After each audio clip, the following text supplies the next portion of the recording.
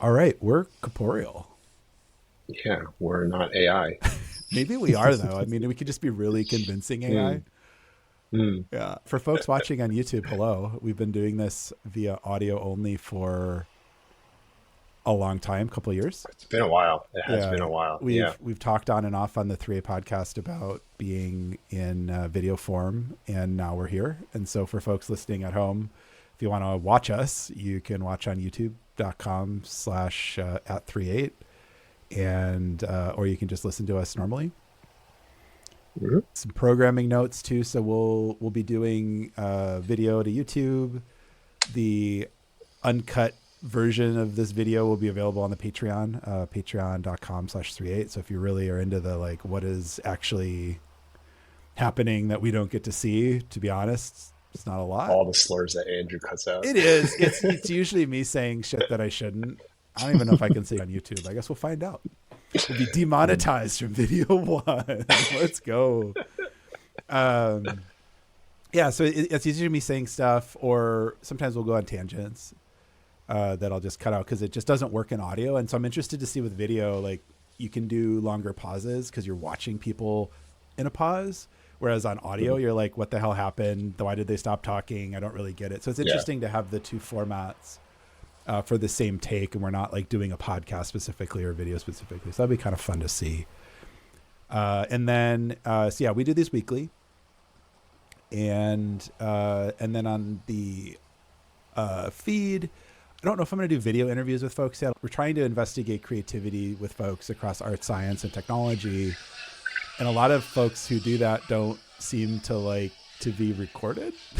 Like video Yeah, they wise. don't want the public persona. Yeah, so I have a lot of people, they freak out when we go to the recording software because I use the same recording software for that we're using now for that, and then I just do audio only. And so for I guess for folks who can't see it, it's we just have a video feed going. So when I do the audio, folk, we can actually see each other, we can respond to each other, which is awesome. I hate the idea of just like talking at like a phone call or something. That'd be really weird. Yeah. But yeah, so we keep those. I think audio only. I think I'm going to give people the option to do video. We'll see. The reason I don't really do video, it takes more effort, and it's just more complicated. It's a lot easier to cut audio down, push it up. With video, it's I don't know. I've said many times I don't really edit this stuff, but it's like editing out stuff or trying to make a long pause like that audio only friendly versus video friendly is a little bit more work. So we'll see how long I do that. But yeah, so I don't know. I'm excited. We've something we've talked about for quite a while, and now we're actually Yes. here, and it doesn't Yes, we feel any delivered. different. We've delivered. I guess now I have to wear Yes. pants. You still don't actually.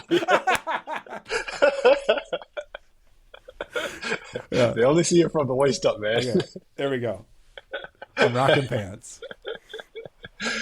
But yeah, so what have you been up to? How you been? I'm good. I'm good. We were talking a little bit before this, and did a little work-life balance thing, and tried to take some time off, and then came back and realized I was far behind on a lot of different Yeah. things, which is nothing. It's my own fault.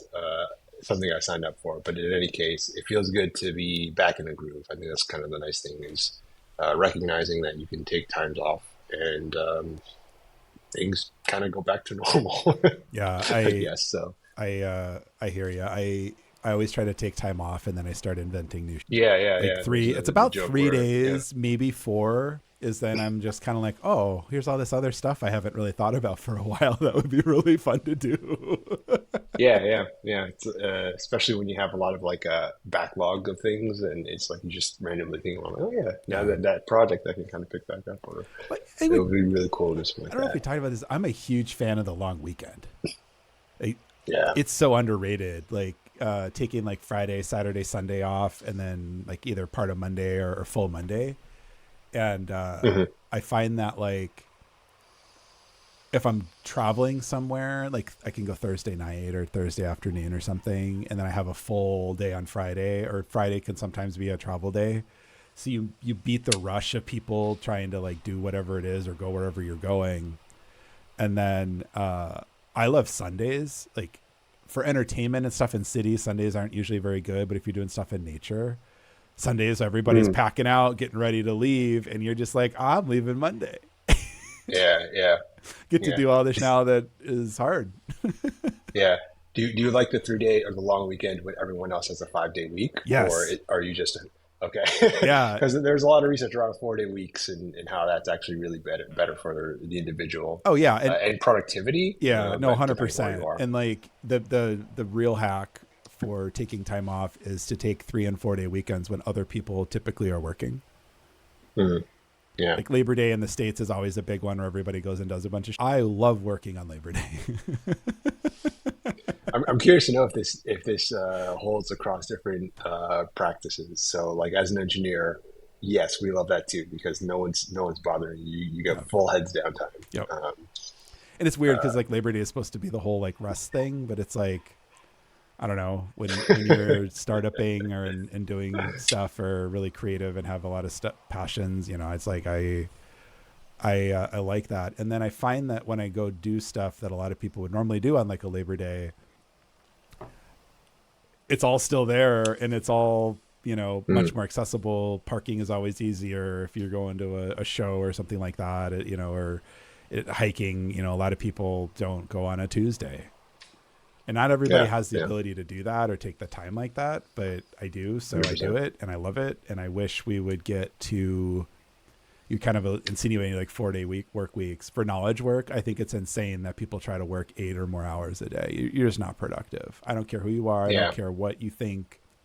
Like your brain, I think has, probably 5 to 7 hours of like really deep focus work in it in a day. And then it's just diminishing returns. And yeah, you can go 15 hours for sure. And you can still get stuff done for sure. But I find that when I try to do that, I think I get a lot done. And then I end up making more mistakes or having to like rework stuff, or I do things in ways where I'm just like, what was I thinking? Why I wasn't, or my brain was tired. And so being able to I try to cut off at like 6 or 7 hours. Realistically, it becomes like 7 or 8 hours. And then I just stop, go to the next day, and then I get way more done than I ever would have gotten done trying to push through the grind. And like sometimes there's a deadline, or like if something's like engineering world, right? Something's broken. You sometimes just have to figure it out and fix it. And it's just, like the 3.8 website was kind of down. Yes, I remember this. I had to figure that out. Yeah, so we didn't really talk about that last time, and then we took a hiatus, so we had a two-parter. The domain registration for some reason lapsed. I don't know why. And so for folks who don't know, when you go to www.38.com, that's a domain. You have to register that with a domain registrar. You then point that at a DNS server, which will resolve that name and bring it to an IP address, which is a unique number, which is how you get to the web server that hosts 3.8. When they expire, all of that breaks. Never had that happen pull before. Your page out of the book and just toss it. Yeah, it's on automatic renewal. I didn't get any emails. I looked. I don't know I guess it all just kind of failed. And so now it's renewed for a long time. And like the name registrar I use Namecheap, used them for a long time. Love them. Other than this issue, I've never had any issues. I don't know. Maybe I missed something too, or it went to spam or something. But, they put it in a grace period. So I just pay them, and then I have to go refix everything, but like pretty minor inconvenience. It used to be they would just expire and people would like squat them. Like Google famously scoop up your name. Was owned by somebody for like 10 minutes one time because they they bought it. So sometimes you have to push through it, but I think when that becomes the norm or the expectation, everything just kind of breaks, especially for creative work. Like you can't be creative and be pushing on the grind. I wonder if there's some weird mental state that people get access to when they're like super drained. Like a second wind kind of thing where you start to think about things that you normally wouldn't when you're fresh. Maybe. I don't know. I'm randomly throwing things out there. I know, right? I don't think so. I think like, because like Einstein would take naps, right? And like that's how he got his like 20-hour work days or whatever he did. And I think a lot of people who think they work a lot, like all the studies are pretty conclusive in that you don't, or your idea of work is like walking in the park with a coworker and you're not really talking about work and you're actually taking a break. and you're letting your brain rest. And so you can debate, I guess, if that's work or not, but it's like you're not time on tasking. And I don't really count that as work. Like for me, work is like time on task, and I'm like 4 to 6 hours, depending on what I'm doing in a given day of productivity. And then it's just, I just stop because I don't. And that doesn't mean I just don't work. Like there's all sorts of other stuff, like the podcast. I don't really consider this work. So I'll do this for a couple I think hours. that's also something to distinguish. I think there are some people that can bounce between different projects, right? And depending on which one is the most draining, you may just hop to another thing and then feel revitalized because it's something different, and you go back. Yeah. We're talking a little bit before, but I went for a big hike today. Speaking of doing things off time, so it's Friday. We typically record on Fridays. I don't usually go on 3 hour long. I don't know how many miles it was. I think it was like 6-7 miles, and we did like 1,600 feet elevation in the mornings. But we have kind of weird weather in the Pacific Northwest right now, where it's like kind of warm again. It's like not quite summery, but it's like it was gorgeous.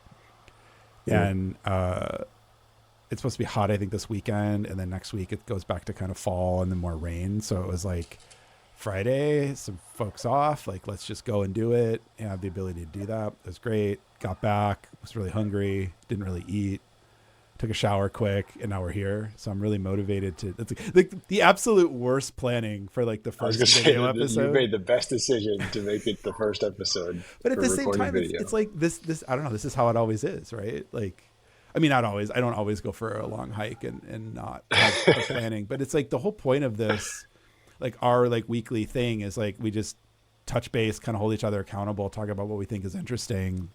We've hit record, and other people find it interesting. Yeah. Right. And that's awesome. I think I was going to make a comment. Yeah. That's really cool, right? That the whole point of 3.8 is to inspire people. And so, like, I guess logistically, I don't have a full-time staff. So it's like really hard to do interviews because I have to like communicate with people and coordinate. We got to coordinate times and schedules, and then stuff happens and then I have to, a lot of the people, you have to kind of find guests, like their services. And I by design am operating like outside of the norms on this stuff. I've said many times, like, I don't want to be a podcast where it's just like the book syndicate group of people who are on all the podcasts. I don't care about that. I don't want that. I don't think that's creative. I think it's borderline scripted. If you're into that, that's cool. That's not what this is. I don't ever want that to be this way. And so it's really hard to find guests who, are interested in more of a narrative discussion, because a lot of people, like especially in science, I just had James on talking about gene circuits and plants for space space plants hardcore space plants and he was really great. It was a great guest. Like we had a really good conversation, but a lot of sciencey people are really good at lecturing, and that sucks for like a podcast. And like some people are into that. Most people are not interested in being lectured, especially when they don't maybe know about the topic or they might be interested, but they don't have a deep understanding or enough information. And so in these conversations, I'm learning stuff usually. And that's one of the reasons I love doing it, because I always learn something from folks. But two, I get to kind of like play the participation of the audience and like ask those questions where if it was like a lecture that, you're watching, like, hey, wait a minute, what did you say? Like, what do you mean by that? Or like, what about this crazy thing Andrew's thinking about? And then maybe it's a tangent, maybe it's not. And it's a lot more, I think, enjoyable to listen to. And a lot of the podcasts I listen to tend to be the more of this style where it's unscripted or much less formal. And then I find like I learn more because I feel like I'm just kind of like a part of the conversation. Like obviously I can't talk while the podcast is going, or like they're not going to answer at least. I can say whatever I want, but I'm not involved. But it's much more natural. Whereas if you were with a group of people who you're talking about something that you don't know, or you're out to dinner or something, and you're meeting some folks that you haven't seen for a while, and it seems to me much more human than a lot of these scripted podcasts where it's kind of like the late night TV show where it's like, oh, this random guest is coming by and they just happen to have a book or they just happen to have a movie. And like, folks, that's an ad, right? It is. You're just watching an ad. Yeah. That's it. Like, I guess if it's funny and they give you some little anecdote, but I'm not interested in being like an ad platform. So it's Yeah, been yeah. really I interesting mean, to try to PR that too. But yeah, that is one of the things that with some more of the popular podcasts, it feels scripted. I don't know mm-hmm. that they are, but there's certainly a narrative that is Yeah, told throughout the podcast, right? And the questions that the presenter asks are usually guiding them towards that narrative or to kind yeah. of fit into the narrative. Well, it's an Whereas I interview, think, right? yeah, yeah, And yeah, and yeah. it's that's okay. Again, like if you were into that, I great. I don't want to do Hmm. that. I think the value of longer form audio or media is the ability to do that. I put chapters in the episodes for this reason too. Because like I don't expect everyone to sit there and listen from start to end. I'd love that, but I get it. People have tight time, and so I try to give a very good description of like what the episode in general is about, and then the ability to skip around for the different topics. You know, Hmm. if you don't want to listen to 10 minutes of it, cool. Like the whole point is this is just try to get people exposed to stuff that they wouldn't either Seed ideas. yeah normally Yeah. get exposed to or frankly it's just I think is interesting. Like that's the secret I sauce. I'm think like, you do that what? encompasses a lot of different things, Yeah, man. you Yeah. you genetically engineer, I don't know if that's the right term, but you like genetically engineer plants for space. Like what the like why Mm. would you do that? Yeah. That's weird. Yeah. Like tell me more. Like and then I'm like, oh my god, this is awesome. And like I think that podcast that one specifically I think was like 2 or 3 years in the making. Wow. Because when I first heard about this, I think it's probably 3 years ago. I didn't even have a podcast. I'm like, oh my god, like this is like I want to So like record this we're going to conversation, create backstory. right? Because You it create a podcast just to talk about space plants. basically, well, we talked about it. It's a little bit of a hype thing. It's a little bit of a marketing thing. But the reality is, the space plant stuff is so cool because if we're ever going to get off the planet, we need to figure this out anyway. If and people are like, well, that's dumb or whatever. Okay, fine. But like the reality is a lot of people think we need to do that, or, if we're ever going to explore the galaxy, we need to figure this stuff out. However, as we talked about in the episode too, there's immediate 2-day things that we Right can here apply as on we Earth. learn. And that's the cool part about science. And so I think a lot of people might see space plants, they think that's dumb, or it's just a bunch of people who think, the Earth, needs to die or whatever, and they want to move on. And like, there's all this like kind of baggage that people have kind of coming into that. When you actually like sit down and listen to like, and James was very clear. He's like, this is, I'm not trying to hype it. We had fun. And that's part of this too, is like, especially a lot of guests, like they don't want to have a conversation. And like when you're having a conversation, it's unscripted. You have a lot more of those candid moments. And we were talking about tentacle arms and like, could I put a tentacle on a human? Spoiler alert, you have to listen to find out. But no, frankly, for a lot of different reasons, it's unethical. It's really, really hard to program new pathways in biology. It's given unlimited time, money, and energy. Theoretically, anything's possible, but like, and no one's probably interested in that. But we kind of went down that rabbit hole and talked about why you wouldn't do that.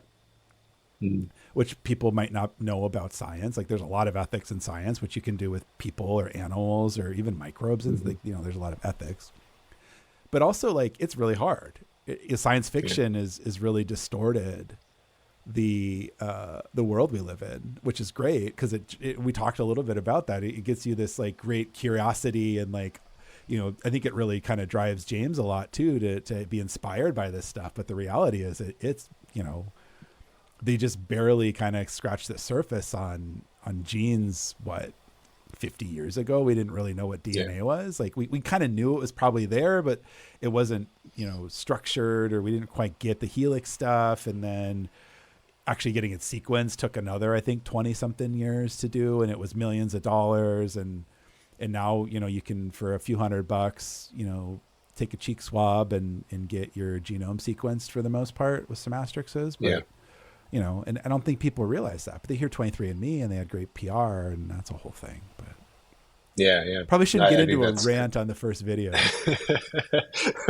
don't know if it was a rant. You were kind of. I think you're heading towards this. At least what I think is so interesting about science is you'll get people all across the spectrum, like people like James, who are interested in these far future events, or just for the sake of understanding, trying to understand how you actually can get something to happen, and it may not happen for decades, Yeah. right? But then you also have people who are trying to do things to right now, taking and applying science right now, but it's the same principles of Yeah. scientific theory and how you sort of go about the process of doing, whether it's 15, 20 down the years, 20 years down the line, or 15, 20 days. Yeah. But that's part of the creativity. Yeah. And when I found too that it, it's kind of an anti-pattern for social media or media in general, in that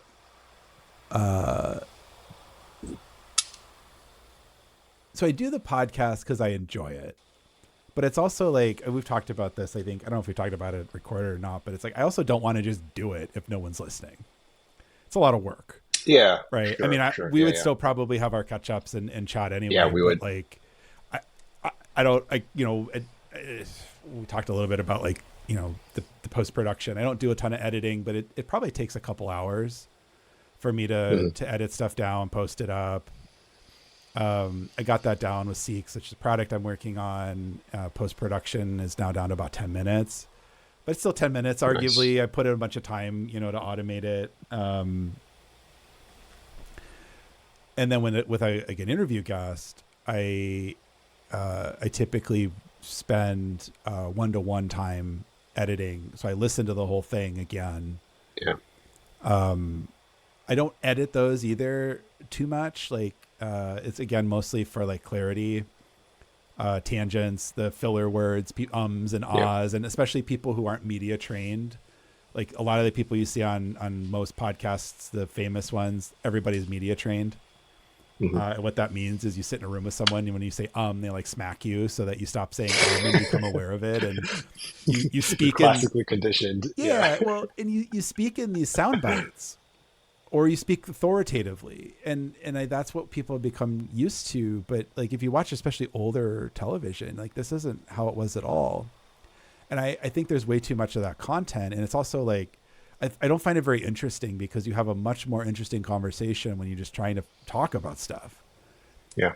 And so with those interviews, then I'll do like kind of 1-to-ones. If it's an hour interview, I spend another hour listening and editing, or listening and then editing, usually probably adds another, 0.5 to 2. So it could be, 3.5 times as long. So 3.5 hours. And then, put it up on the site. Lately we've been slowly growing in listenership, on the weeklies that we're doing. And then, the interviews, and like, I never really track this stuff. Like I'm really big into not tracking people and making them the product. But I did enough to know, like, is it basically people or bots, and it's people. And started digging in a little bit more and doing more like episodic tracking to try to understand, what's going and what's not. And we've been slowly going up in time with listenership, and that's great. I think that's awesome. So I've been doing that. And so I started to start experimenting on different content channels. So, there's TikTok and YouTube and Apple Podcasts and Spotify. There's all these platforms that people consume media or whatever. And so I put out some Instagram reels. I'm not an Instagram person. I think that's right. Think that's right. I'm not either, but I think it is Instagram Reels. You too can be a Nice. podcaster.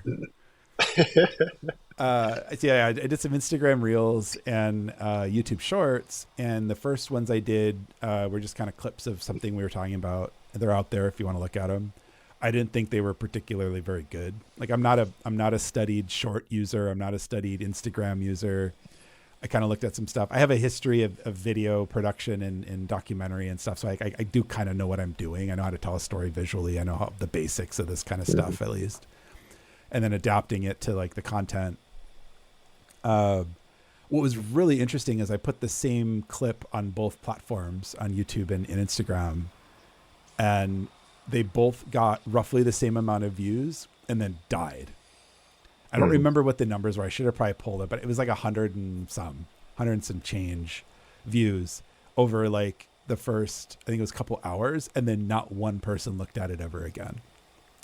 Yeah. And the fact that it happened on both platforms. I did it at different times too. The only thing that was the same across the two things was that the short form video was, I don't know, 20 seconds or 15 seconds, whatever it was. So you could probably say, yeah, that's a bad video, Andrew. Yeah, I don't disagree, but it was just an experiment. And like, this is part of what we talk about on the podcast. I could have spent hours and hours and hours and days and days and days, put out maybe something better. Maybe it would do better. Maybe it wouldn't. I don't know. So I put something out, and I didn't think it was necessarily bad. I was just like, this is definitely not the best short or Instagram, whatever, that I've ever seen, but it's something. You got to start somewhere. So I started. Yeah, I was going to say it's one of the things that we talk about all the time is you got to get out there first, exactly, collect the data, and then make the next decision. No, exactly. So I did that, but what the only conclusion I can come up with that is the platforms killed it. Yeah. So yeah, we talked about this in like text or something. Like we were thinking maybe there's like an algorithm where the novelty, because it's so new, once you push it out there, that whatever platform is on gets pushed to everybody, and then after a certain time, if it's not getting enough traction, they pull it, and then you never see it unless you specifically hit the demographic for that that advertising, right? 100%. But the interesting thing is that because it's done on both platforms, like YouTube Shorts or YouTube and Instagram, kind of makes you think of like what is it? Is it convergent evolution, where it's like you have two paths of things that evolve. Yeah. So I don't know if Instagram and YouTube use the same algorithms, or if they both developed algorithms that just happen to do the same kind of thing, or just realizes that you're not getting traction and just pull it. Yeah, I think probably both. Well, I don't think these are the same algorithms, but I think like video content and like keeping engagement is like probably the key.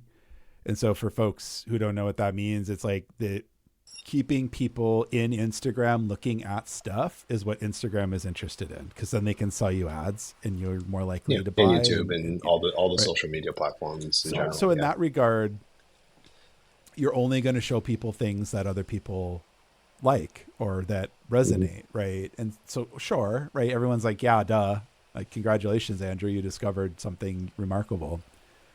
But I've said this many times too, I'm much more interested in things that are not necessarily neatly fitting into the algorithm or necessarily popular. Like, I don't think space plants are super popular. Maybe they are, I don't know. I don't think so. If I polled the world, I mean, maybe people have heard bits and pieces because there's been other media coverage, but like, I don't think anyone knows any details about it. Well, why is that? Is that just because it's not popular? Is that because the people who are doing the work don't talk about it? I know that's false. It's just the algorithm, for whatever reason, has decided that's not popular, but that doesn't mean it can't become popular. And so like we had a cast a little bit a few weeks ago about how to get discovered. We talked a little bit about this. I'm very convinced now that the algorithms are like not helping you at all. And it's the startup challenge in a way too. It's like, how do you get your first customer? You got to get someone to buy it and resonate with it. How do you get your first viewers? I think you either buy them or you beg all of your friends to like go and look at stuff or subscribe or whatever. And then you might get a little bit of organic traction. I haven't done that yet, really. I've sent some stuff to people and been like, hey, check this out. But like, I haven't really, but the next short I might actually do kind of like a friends and family, like in software, you would do a friends and family release where people close to the team would start using it first. Filter. Yeah. First filter. I think I'm going to try that and see if it has any measurable impact in the longevity of this stuff. Like, I really don't care, but I did a couple other shorts on YouTube and they did pretty well. Like, I mean, for me, right, I don't think I had like 1 or 2 followers on YouTube. So I guess, quick aside, we've been doing the podcast audio. I publish that to YouTube and everywhere in the world I can push it. I push it because that's just part of podcasting. And so it pushes to YouTube as a video. I never really thought anybody would really watch like a 3.8 logo on the screen and listen to people talk. Some people do. That's awesome. Like, I guess you're using YouTube as a podcast player. Obviously, YouTube's a video platform. So I was just like, yeah, if it's not there, no one's going to watch it. So it's there. You can go watch it or listen, I guess. And then I put up some shorts to try to experiment with some video to try to kind of more PR, like, get the word out about the episodes that people are doing. James's was like the first like guest episode I did, and it got thousands of views. Like that's awesome. Hmm. But I'm not sure why. And that's the really hard part about just measuring stuff in general is like interesting topic. Was it the title? Was it the time of day? And so I'm trying to figure some of this stuff out. And I think we'll talk probably about it as we go. Cause a lot of people, I think, have good ideas and put them out there and then they don't get the resonance or traction. And I know like part of this algorithm problem is you just have to keep doing it. Yeah. You just got to keep pumping out content and getting it in the feed, because a few hundred views here, a few hundred views there. Now over time you have thousands of views, and now you're much more likely to get people's attention. You should be asking yourself, like, why did this work better? I would caution everybody to not try to work to the algorithm. Part of the reason I don't have millions of views is because I didn't really, frankly, put the time in to figure out how to do that. But also, I'm not interested in creating a clickbaity short that captures people and is constantly, why is this? What's going to happen next? This kind of drip feed thing that everybody's been doing. I'm not interested in that. I want to put out the information. I think it's fun and I think it's entertaining and funny. It's natural. We don't really try this stuff. Like there is part of content creation is like doing things in ways that you wouldn't normally do in life, just because that's how it is. Like we did a thumbnail thing for YouTube before this. I was going to make a comment on that. Yeah, but you have to do that, right? Because if you don't have a good thumbnail on YouTube, you will not get views. I don't make the rules. Yeah, I mean, a lot of the stuff that you're talking about now, I think if you think about it, we, at least in tech, you've seen this in history where probably the earliest case is Google and their PageRank algorithm. Once people basically realized that they were, they had to succumb to the algorithm, people tried to game it, and then that made bad results. And then Google is kind of changing the algorithm, and then people would try to game that. So once you get the situation where you have a platform that basically gatekeeps content, and you have people trying to get that content discovered, you get this back and forth where people are trying to kind of figure out how to get ranked higher. And then the platform's like, well, if you have a good platform, they want to stay true to what they're trying to do, and they try to fix it or to try to do something else, and it's just back and forth. Social media platforms are pretty much Ponzi schemes. It's the first people in. Interesting. Elaborate. Yeah. Elaborate. So it's the first. So So the first people. I don't disagree, but elaborate. The first people in the platform are there organically. People are figuring stuff out. So you get followers. You get whatever your metric is to bring people together in a social graph is really what it is. But anyway. Yeah. And then as more people come on, there's nothing there. So the people who have done the work to get the content out there or whatever are going to be. It's going to be much more frequent. And so you have a first mover advantage effectively.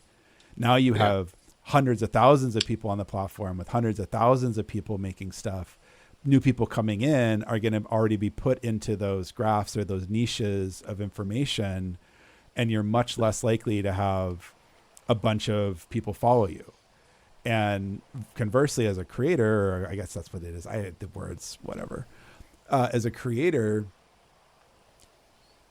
you are now not exposing your content to these people because the algorithms have decided that this is your niche. Exactly. These people are interested in, and so you end up getting a lot of like meets like, and a lot of people will probably say, well, I only want to see things I like. Cool. Go for it. I want to see things that I'm not familiar with. I want to learn about stuff that I don't already know about. The way the algorithm often works with this then is they'll rage bait you. So if you're a conservative, they'll show you some content of some, liberal cause that you're not maybe into or don't like. And then, you might share it with your friends. They want that, right? Same for the other side. If you're a liberal, they'll show you some conservative content and they call it rage baiting. And it's not necessarily to make you mad, but it might be content that you disagree with. or you're not really into, but it's known that you will then engage with it and watch it and talk about it or make a comment. You're completely wrong. Why did you, and if you're really into cats, they'll might send you a dog video and be like, I don't like dog videos. I don't know. This is basically, Yeah. this is how all of this stuff works. All the platforms. Yeah. This is how it works. Yeah. And so I'm not interested in that. Like Blue Sky is doing some really interesting stuff where you can kind of pick your own algorithm or bring your own algorithm. So Blue Sky is I guess I'll call it a Twitter clone, now X. Twitter alternative. Yeah. It's same kind of idea. You message people and you follow people that you're interested in and you'll see the feed. But instead of building the algorithm for you or one single algorithm, you can kind of pick your own algorithm effectively. It's a little bit more complicated than that, but you can effectively pick how you want to interact with stuff, which is awesome. And I think we need more of that. Most people probably happy with the default, right? Okay, fine. But for the people who aren't, how do you get exposed to new things? How do you find new stuff? Like we've talked about this a little bit. Like I have a really hard time finding new stuff now. And I don't think I've changed. I think the way that the internet works has changed. You used to be able to Google and you'd get some random stuff sometimes. Now it's like the vetted sources of information is what you get. And like, that's maybe not bad. There's also a lot more people using the internet now who don't have the knowledge to vet stuff that's random, or they're interested in finding the thing from the vetted source or the most common, thing, and not the less common or something that might be tangibly related. It's also much harder to do that in technology world, to find things that are distantly associated in ways that keep people going. So anyway, so that's the whole point of this. So trying to do algorithmic stuff with 3.8 has been very challenging and fascinating to me, because I'm not trying to be like every other podcast.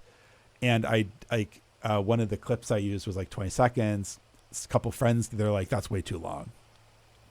I was like, the average human attention span is like 3. I don't give a 4. shit, right? I don't give a shit if it's too long. Yeah. Like if you can't listen to a 20-second clip about content on the podcast, you're not going to like the podcast probably. I'm hoping over time people will be like, oh, that was kind of interesting. I'm interested and curious. Well, that's the idea, right? Yeah, right? That's the idea of the short. Yeah, so we'll see. But yeah, the average retention on the shorts, I think, is like 12 seconds.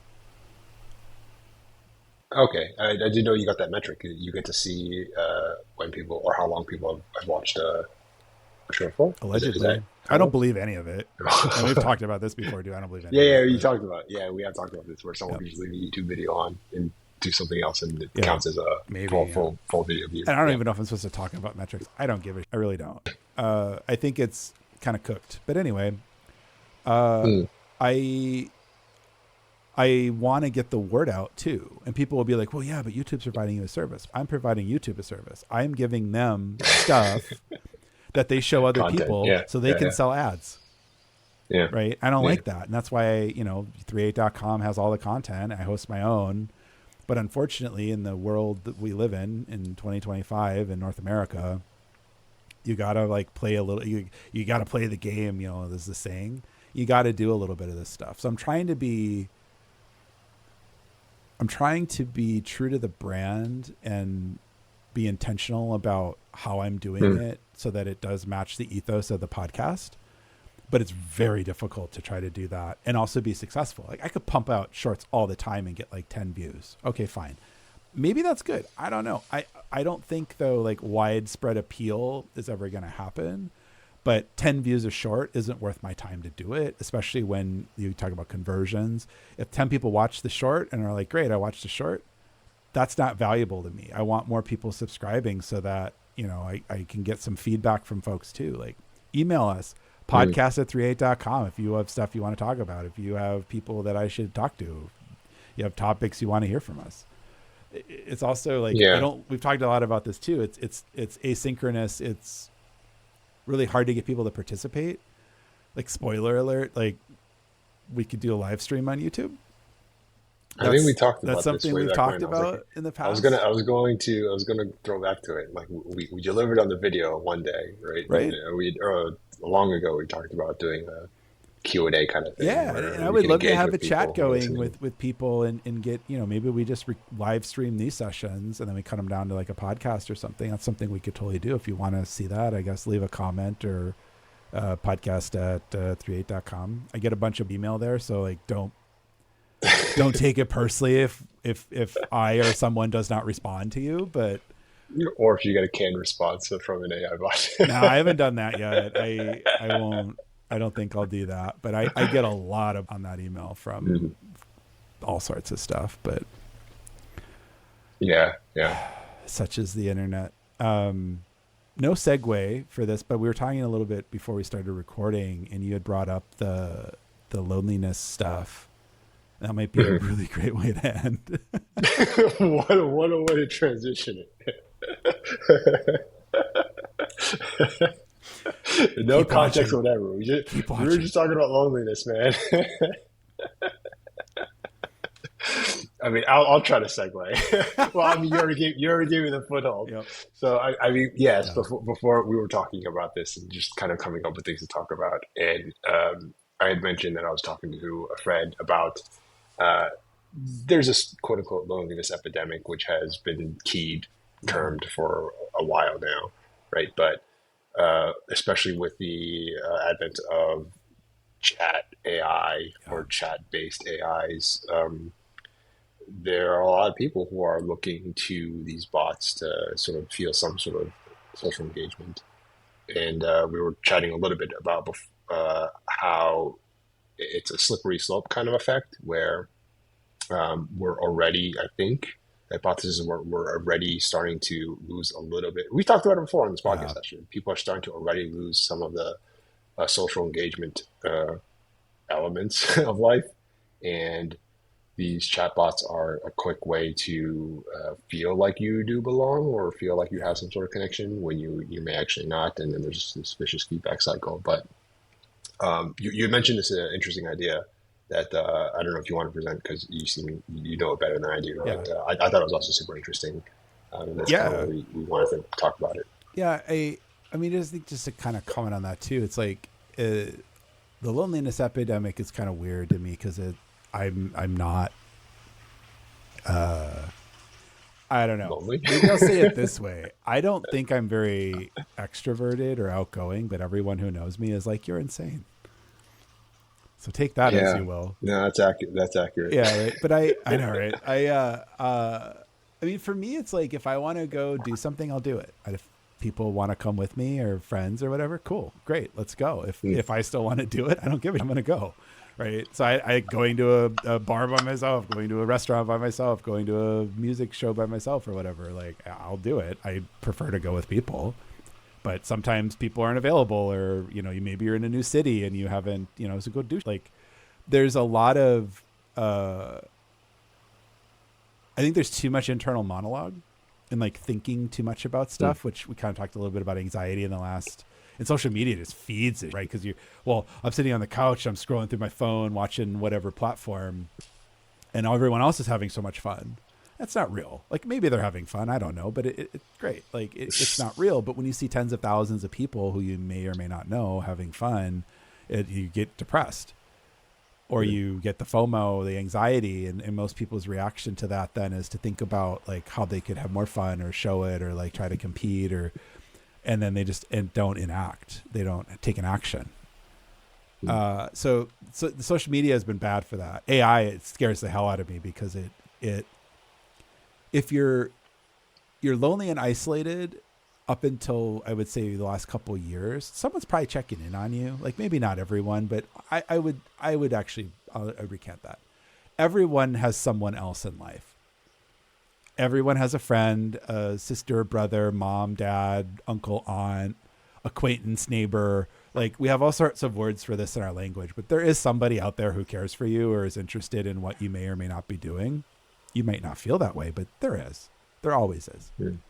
Nobody is born, out of the ether in the world and is just some random unknown person wandering through the world, right? Like you've encountered people throughout your life. Like there's always people who are interested, whether or not you proactively seek out that or they proactively inquire.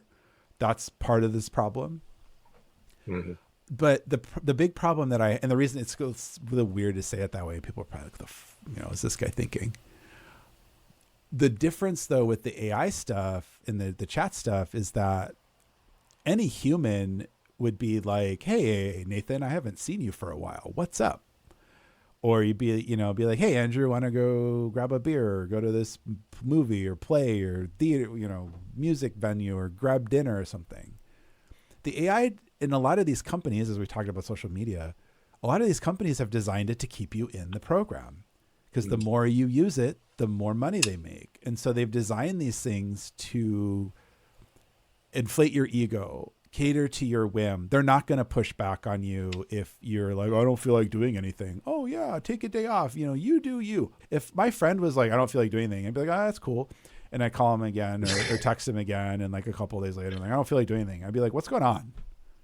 Like you either don't like me anymore, which fine, then just say it. Or you might be depressed or you might have had, oh, this thing happened. Oh, well, then you talk about it and then you engage in conversation. And that's where relationships really matter.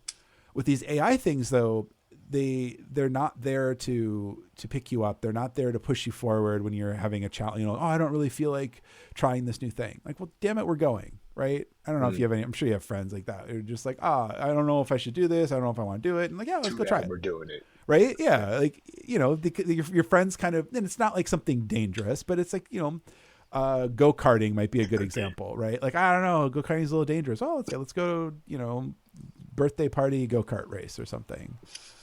Maybe you don't like it. Great. But if you don't ever try it, you don't know. And friends and family and people around you should be supporting you for positive things. Whereas these chatbots necessarily won't do that.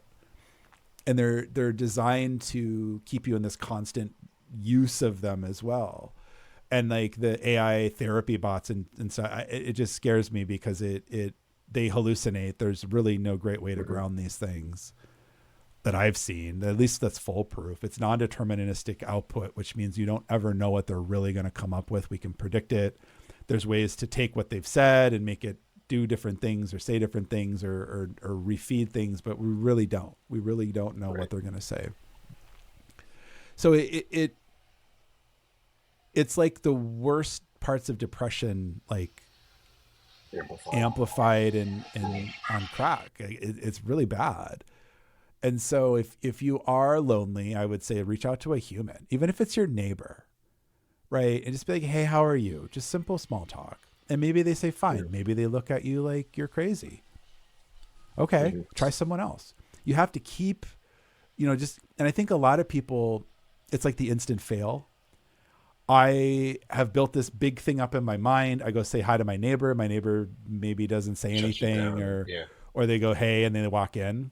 And then you had this like expectation that you were going to have this big, long conversation and go skiing with them in the mountains or whatever you're seeing on social media. Yeah, that's not how it works. Like you need to align your expectations. Try something else. Try someone else. Sit down next to somebody in a coffee shop or at a restaurant and just say hi. Everybody has I've talked about this before. Everybody has their headphones on all the time. Looking down at the phone or whatever. Don't be creepy, but Yeah, caveat that first. Don't be creepy. But I mean, even if you are creepy, if people come up to you and it's a little weird, just be like, hey, I'm not really interested in talking. Sorry. Right. Simple, very clear communication to someone else that you're not interested in being social. Not everyone reads verbal cues. Not everyone gets it. And I frankly think the more people I meet under 40, no one can read verbal cues anymore. Well, I mean, not to be trying to provide solutions, but I believe there's a lot of research around what they call weak ties, and these are people that you would engage with very, very lightly. So it might be like a store clerk or just someone you're passing by. Even just saying like hello and not extending any conversation past that. If you do that, then that alleviates a lot of the loneliness feelings that one may have. So it's like you don't even have to start the conversation; just say hello to someone. Tips on the 3-8 therapy podcast. No, it's tough of mine because I was talking to this friend about how to solve loneliness. Quote unquote solve loneliness. I work in tech. You're an engineer, but a lot of engineers are not the most social people. especially Hmm. for things that they might not be extremely interested in, or when they're in situations that they're not familiar with. Yeah. That's how it is. Okay, fine. Like, I'm not saying it's good or bad or you should change or not, but like, you do have to like figure out how to talk to people in life, and it can be really uncomfortable for people, but you got to do it. But to your point, saying hi to someone, getting a hi back. Okay, great. Ask about the weather, ask about, something that's going on in the environment, and try to strike up a conversation, and maybe it doesn't work. You just, it's just like startup life. It's so, similar. And I think a lot of people who are good entrepreneurs are also people who are used to failing a lot. And a lot of Yeah, I was gonna say just taking entrepreneurs, shots and yeah, yeah. yeah. And a lot of entrepreneurs are very communicative, because I think you Mm. just kind of are like, okay, well, that person didn't like me. Okay, moving on. They didn't get it. Okay, I tried to get it. They didn't get it. I'll move on to, it's part of that mindset. So yeah, the AI thing is really strange. But we were talking a little bit before, and I, I'm really sad that I don't remember where this came from, because it was very interesting and I heard it. And so it's not my idea. I want to be really clear, and I really apologize. I don't remember who it is. If I do, I'll put it in the comment section or whatever. But I was listening to some sort of media. I don't remember if it was a podcast or if it was some kind of an interview. Mm. And they were talking about all sorts of random stuff. And they were talking about, I don't think it was the loneliness epidemic, but it was like something around like relationships and generational gaps, and how people under a certain age, I always say 40 because that seems like that's kind of the cutoff, but it's like, the Gen Z, Gen Alpha, not Gen Alpha, yeah. millennial, Gen X, Boomer. Baby boomer, yeah, yeah. Yeah. Hmm. Not those people, the younger people have a really hard time with relationships.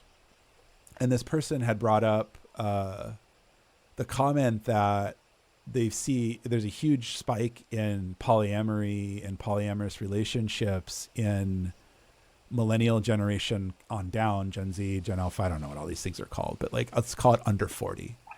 And not that people over 40 aren't polyamorous or aren't into that, but there's like a markup. There's apparently the data, I guess. I have not verified this, but I have no problem believing it. Mm. Has a big increase in younger people. And the point that this person made was that their hypothesis was that because people of a certain age don't understand relationship bounds or normal functioning relationships, because whatever reason, too much internet, too much TV, not interacting socially with people, that they don't know how to have like a platonic relationship with other people, men or women, vice versa, whatever. And so that then they become polyamorous or enter into polyamorous relationships because they don't like know how to have a deep, meaningful relationship with somebody without being in a romantic or a sexual relationship with someone. And I heard that, I was just like, that's pretty profound. Mm. And I see this all. We've talked about this a lot too. Again, I don't really feel like I'm a social person. Everyone else tells me I'm really social. Even my social friends are like, dude, you're social. I'm like, I guess I just like talk to people.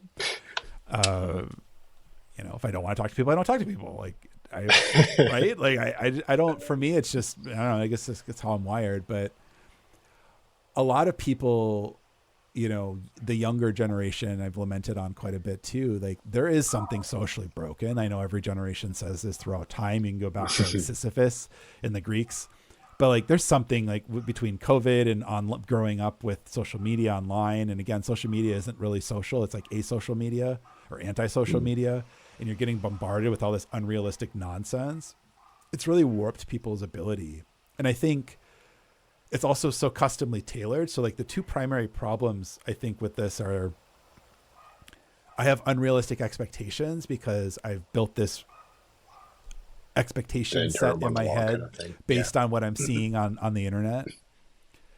And so there's that. And then so you go in and you say hi to someone. Again, like, I say hi to the neighbor goes in the door, kind of waves or whatever. And I'm like crushed now because I had this big dream of what we could possibly do. And then I think the second piece is that it's a muscle. Like, social skills are a muscle. And if you're not using them, they get rusty, or your perception of things changes. I've noticed that, like, because I remote work, so I've been a remote worker pretty much my whole career. A lot of people got really weird during COVID. And there's a lot going on. You know, people are locked out of society, but like when we started talking on these boxes, I noticed a remarkable change. And I think a lot of people became like really task focused and really too focused on transactions almost. It's like, I'm on the meeting. I'm going to have my meeting. We're going to talk about this thing. I need this to happen. Whereas in conversation with people, like in business negotiations, or some people are just like this, but most people, you know, hey, how are you? Oh, hey, you know, book, whatever, weather, whatever, you know, your small talk thing is. Oh, that looks like a great sandwich. Oh yeah, sandwich, great. Oh yeah, well, have you tried the, you know, other sandwich? Oh no, I haven't. Or yeah, it's my favorite. And then you develop some kind of like branching of a conversation in an unknown way. And for folks who I guess aren't really familiar with this, I always try to use technical analogies because a lot of tech people listen to this, and that's just kind of, it's easier for me to talk through than like all the therapy language stuff. But you have kind of an unknown and develop. And that's kind of, again, the ethos of the podcast is like, we don't script these things. Like we were kind of talking a little bit before I hit record, like, I don't know what to do. I'm like, we've been doing this for 2 years. Like, I got to hit record and we're going to talk about it, and it'll work or it won't. People will watch or they won't, like whatever. That's kind of part of the beauty and the magic of it. I think the thing too is like when we have topics that are really interesting, people listen. When we don't, they don't. And that's cool. So I think those are kind of the two pieces where people are kind of antisocial because the perceptions that they've created through the internet, social media have like kind of broken that. And then I think when things are rejected or when they don't go the way that people expect, then it probably hurts a lot more. You feel a lot like more of a bummer because it used to be pretty normal where people would kind of say hi or wave or like, how's the weather? Great. Rain sucks. Sunny day, whatever. And that was your conversation. That's just how, and sometimes it would, you know, like I've met plenty of people where we're friends now where we just kind of started small talking and we found out we had something in common and the rest is history. But I feel like it's almost like a fear of rejection that people don't even want to have the small talk because they're afraid that the other person won't resonate, or they'll think they're weird, or they think it's weird when people do it. And there's all these, like, we just have to get out of our own head and just try it. Right. And again, don't be creepy. If someone's like, don't talk to me or isn't responsive. Always caveat that. Yeah. Don't be creepy. Well, I know people listen to this and they're mad because, you know, it's hard for them to do it, or they're not outgoing, or they don't see it, or they've received negative feedback. Okay, fine. And you know, and I think if someone's like, hey, you know, I'm not really interested in talking, I think it's perfectly reasonable to say, you know, is it something I said or you just don't want to talk? And most people are going to probably say, oh, I just don't want to talk. And maybe you're really creepy and they haven't told you that, and you don't have the self-perception to understand that. Eventually someone's going to be like, yeah, you're creepy. Okay, don't take that to heart. You don't have to change your whole identity because someone said that, but maybe you need to go seek some feedback or try to understand why it wasn't working. And for everyone who's social and frankly well-adjusted, I know this might sound weird, but I thought you were saying good for yours. I'm used to working with engineers, and sometimes these things need to be stated. All the engineers are like really mad, but also like, yeah, he's totally right. Yeah, he's totally right. Yeah. I mean, sorry, that was just it was kind of a tangent. But yeah, it was a really interesting. No, I think to highlight some of the 2 points, like bringing it back to some of the stuff that we talk about on Thread a lot is one is just this broader theme of failure or doing things and not having things go your way. Yeah.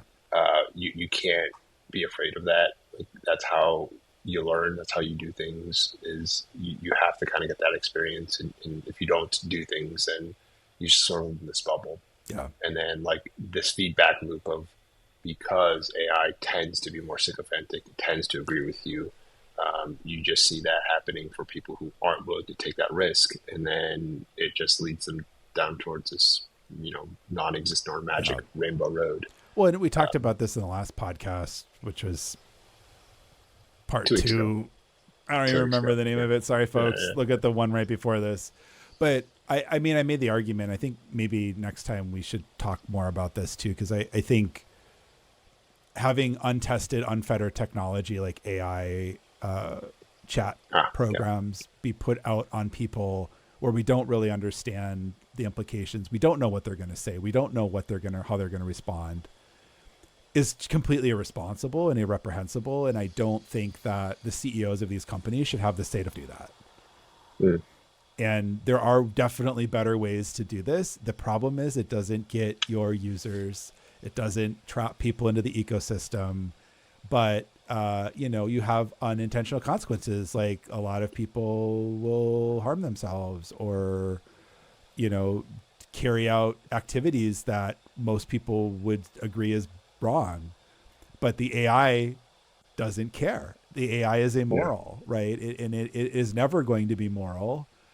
They're non-deterministic, meaning we never know what they're going to say. So we can say you have to be moral, you have to be legal, you have to be ethical, but enough of a chat duration, enough prodding, enough clever wording will eventually get around all these filters. There's no way that we're ever going to solve this problem 100%. Will it get better? Sure. And I don't think we should ban it because of that, but we should definitely not be letting children on these things. Just like I wouldn't give a child a bottle of random pills and be like, yeah, don't eat these pills, child, right? Like everyone's like, that's insane. But yet we give them chat something program. I won't say the name because I don't like that person who runs it or the company. I think they're very irresponsible. At me, bro. But it's just, to me, it's the same thing.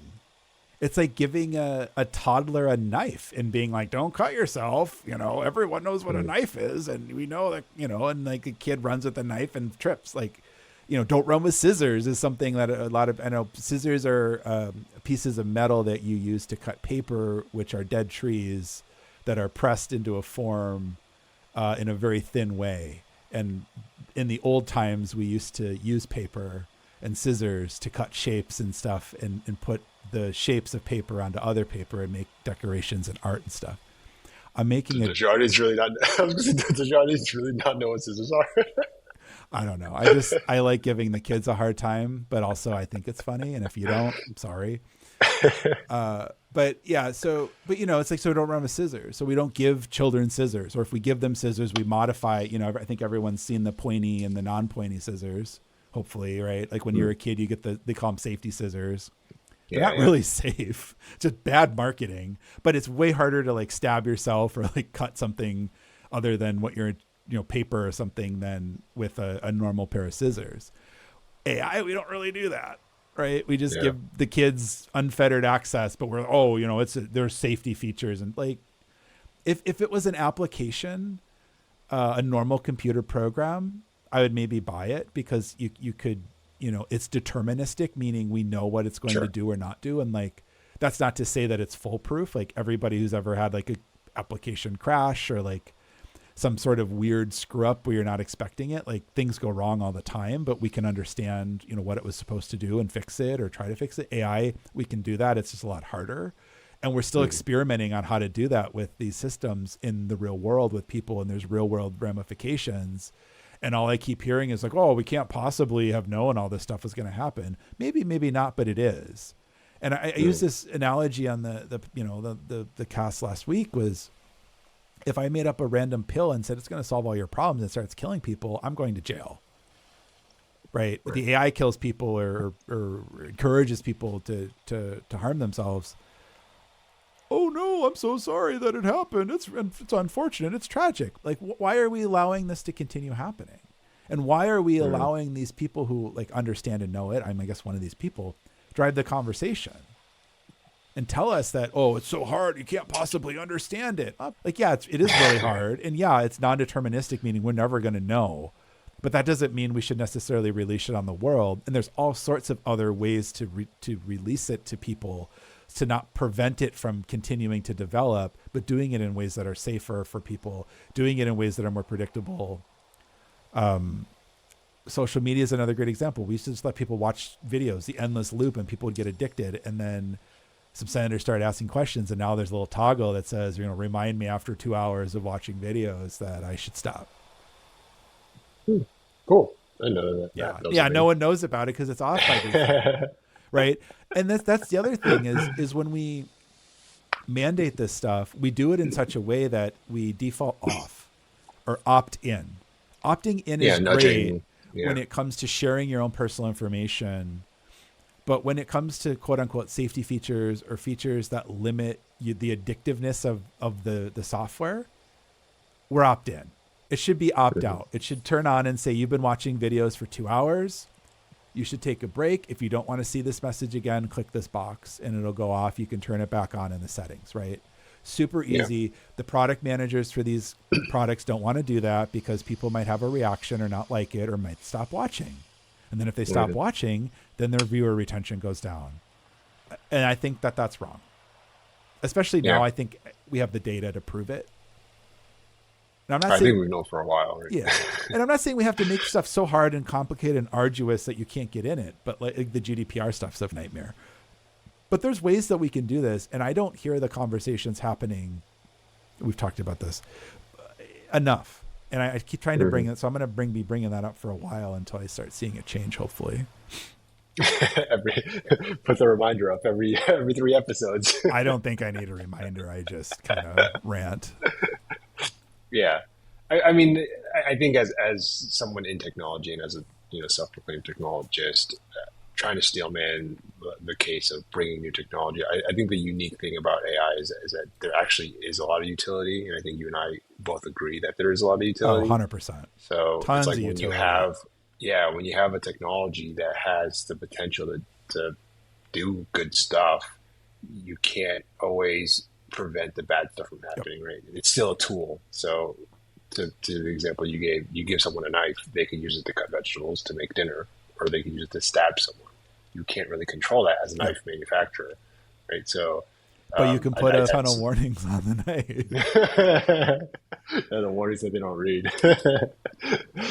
But it's definitely a topic that I believe a lot of people will be talking or should be talking about, but we'll be talking about quite a bit. It's a common theme. Yeah, 100%. And I love that analogy. And I guess maybe we can close with a friend of mine got a new clothes dryer for drying clothes. Yeah. Yeah. That's not the controversial part, Nathan. I think I know what that is. Yeah. And so they got a new clothes dryer, and one of the warnings on the instruction booklet you get with the clothes dryer was do not dry your pet. Right? So don't do that. Please. The fact that was so specific had all sorts of questions going off in my mind of what the conversations were like in corporate land to be like, it has to say pet. Yeah. Legal is very insistent that it says pet. So can I dry a random animal? I don't know. Right. And I don't want to live in that world where we have to have every possible noun conjugated verb system because we're so litigious and dense that it's like, you shouldn't dry a living thing in a dryer. You shouldn't put a dead organic thing in the dryer. Vegetables included. Someone did. That's why it's there, folks. Don't dry your vegetables, folks. Don't dry your vegetables. See you next time.